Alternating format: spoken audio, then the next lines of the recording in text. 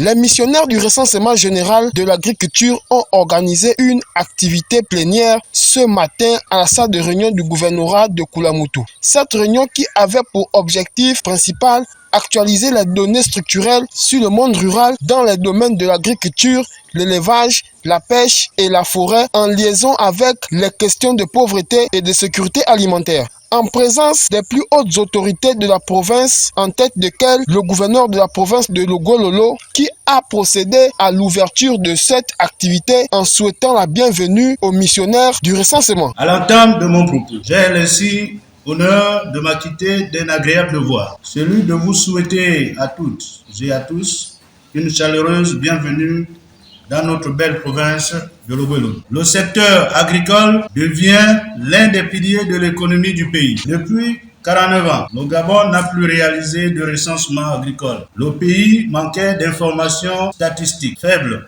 complètes et à jour, nécessaires pour la planification de son secteur rural, pour la formulation des stratégies politiques et du suivi des réalisations.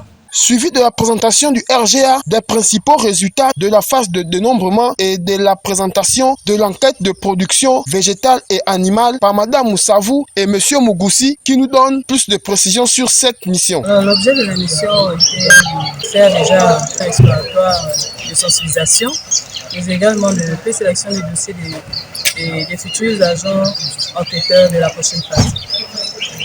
Nous retenons que le RGA est de retour, malgré l'arrêt avec la pandémie. Le RGA revient avec sa deuxième phase, qui est tout autre que l'enquête de production végétale et animale.